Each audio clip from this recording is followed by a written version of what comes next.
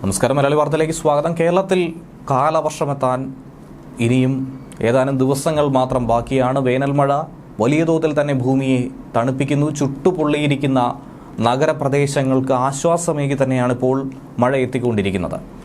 കൊടും വേനലിന് അങ്ങനെ അറുതി വരുത്തിയാണ് സംസ്ഥാനത്ത് വേനൽ മഴ ശക്തിപ്പെട്ടുകൊണ്ടിരിക്കുന്നത്. കഴിഞ്ഞ 2 ദിവസമായി ശക്തമായ മഴ, വ്യാപകമായ മഴ പല മേഖലകളിലും രേഖപ്പെടുത്തുകയാണ്. ഇന്നലെ തന്നെ സംസ്ഥാനത്ത് വ്യാപകമായ മഴ ലഭിച്ചു എന്നുള്ള റിപ്പോർട്ടുകളാണ് ലഭിക്കുന്നത്.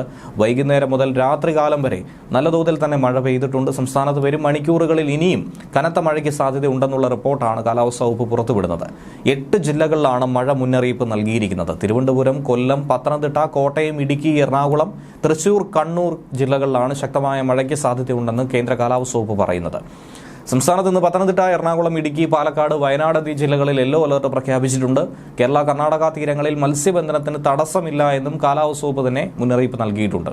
ഇടിമിന്നൽ ജാഗ്രതാ നിർദ്ദേശവും ഇതോടൊപ്പം തന്നെ പുറപ്പെടുവിച്ചിട്ടുണ്ട്.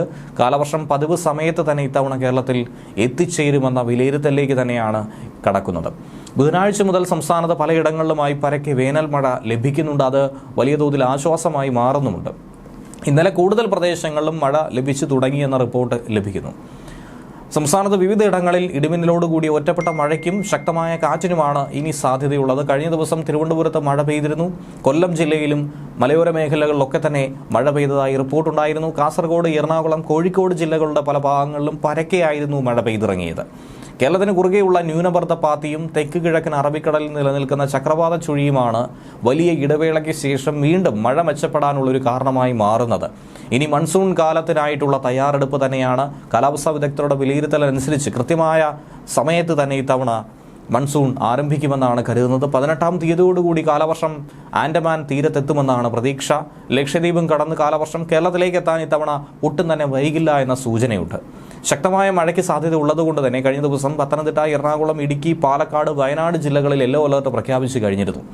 12-ാം തീയതി വരെ സംസ്ഥാനത്ത് ഒറ്റപ്പെട്ട ഇടങ്ങളിൽ ശക്തമായ മഴയ്ക്ക് സാധ്യതയുണ്ടെന്നും മണിക്കൂറിൽ 40 കിലോമീറ്റർ വേഗത്തിലുള്ള കാറ്റിന് സാധ്യതയുണ്ടെന്നും കേന്ദ്ര കാലാവസ്ഥാ വകുപ്പ് മുന്നറിയിപ്പ് നൽകിയിട്ടുണ്ട്. സാധാരണ ജൂൺ 1-ന് തുടങ്ങുന്ന കാലവർഷം 8 ദിവസം വൈകിയാണ് കഴിഞ്ഞ ദിവസം കേരളത്തിൽ ആരംഭിച്ചത്. 34% കുറവ് മഴ 2023-ൽ ലഭിച്ചു. എല്ലിനോ പ്രതിഭാസം കഴിഞ്ഞു വരുന്ന വർഷങ്ങളിൽ മൺസൂൺ സമയത്ത് കേരളത്തിൽ കൂടുതൽ മഴ ലഭിക്കാറുണ്ട്. അങ്ങനെയാണെങ്കിൽ ഈ വർഷം കൂടുതൽ മഴ കിട്ടാനുള്ളൊരു സാധ്യതയാണ്. കഴിഞ്ഞ വർഷമുണ്ടായ കുറവ് ഇത്തവണ പരിഹരിക്കാൻ കഴിയുമെന്നാണ് പ്രതീക്ഷിക്കുന്നത്.